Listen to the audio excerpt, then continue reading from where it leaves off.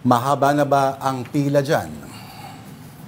Lord Denise, at least doon sa labas muna, no, sa mga kotse, nagkakaroon ng build-up from time to time. Ngayon, nandito tayo sa loob ng Terminal 3, nakikita natin at natatanaw yung check-in counter. Medyo humahaba na rin yung pila, pero yung buhos talaga ng pasahero, mamayang gabi yan kung kailan tapos na yung mga trabaho ng mga babiyahe papunta sa probinsya at palabas ng bansa. Shaila, nung Monday nakausap ka rin namin, no? Gaano kalaki yung diferensya sa dami ng tao, dami ng sasakyan from Monday up until today, Wednesday? Nung Monday, kasi karaniwan naman, bumababa yung bilang ng pasahero pag huling Monday at Tuesday. Pero ngayon kasi yung inaasang peak o yung bugso ng pasahero, so dumami na kaagad siya. No? Napapansin natin yan kahit saan tayo tumingin sa Terminal 2 at sa Terminal 3. Okay, so Shaila, kamusta naman yung doon sa arrival area? Nabunot na ba yung mga upuan? Oo nga. Oo, no. Pagdating doon sa upuan, doon sa arrival hall ng Terminal 3, pagkatapos pa ng Semana Santa, tatanggalin lahat yan. Pero may mga ilang pinawas na daw para i-disinfect. Gusto nga kasi nila ipaiwas yung mga tatambay dyan na hindi naman pasahero. Shaila, speaking of mga hindi pasahero, isa dun sa mga kasama sa report mo, again, the last time we spoke, is the fact na kaya din pumatagal yung pila sa labas ng terminals kasi yung mga naghahatid, usually isang buong pamilya. Yun ba na-address na rin kung paano mas papabilisin yung proseso? Alam mo po ngayon, hindi pa yan totally na-address kasi nakausap natin yung mga pasahero, dala-dala pa rin nila yung mga kamag-anak nila. At yung iba sa kanila, hindi pabor na lilitahan yung dami na maghahatid at magsusundo kasi ito na nga yung chance nila mag-send off or mag-welcome. Ngayon, ang ginagawa dyan ng Transportation Department, nakikipagtulungan na sila Parañaque at Pasay Police, pati sa Airport Police, para mapilis na yung flow. Kasi usually, nagkakaroon na lang naman ng build-up. Kunyari, magbababa ka ng pasahero tapos walang magpaparkan yung mga kotse. Shaila, ito personal observation.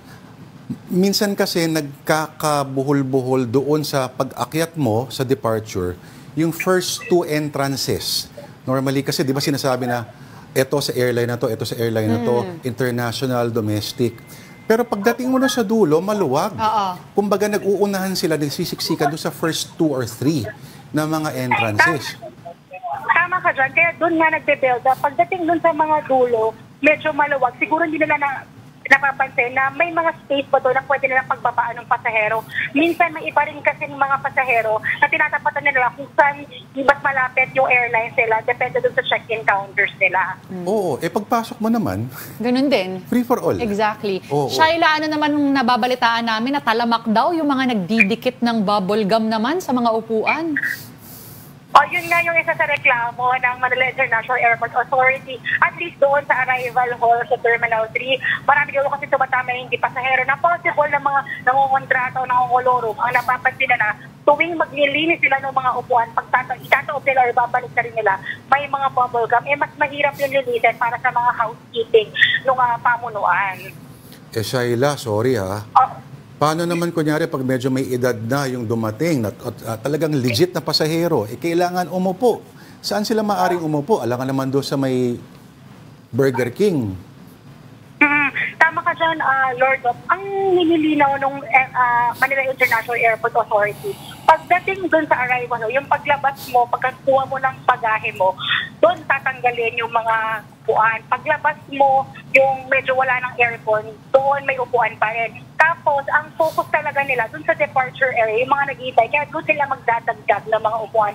Sa arrival hall, kasi kung nagdagdag ka or hindi ka nagbawas ng upuan doon, nagkakaroon din ng parang napablock yung ibang mga pasaherong palabas doon sa gate. Alright. Marami tayong gusto. Yes, Shaila, sorry. Oo, tapos anihin din natin, no, kanina nag-inspection si Transportation Secretary. Ngayon yung bugso ng pasahero, ang napapansin natin, at least dito sa Terminal 3, medyo mainit. Yun din yung napapansin ng mga pasahero. Sabi nila, kung pwede raw konting lamigan daw yung temperature dito. Doon nga sa NAIA Terminal 2 kahapon, pumalya yung dalawa sa mga aircon, mahina yung pasok o yung labas mo hangin. Kaya nilareklamo yan. Ngayon naglagay naman sila ng mga coolers para tulungan yung mga pasahero.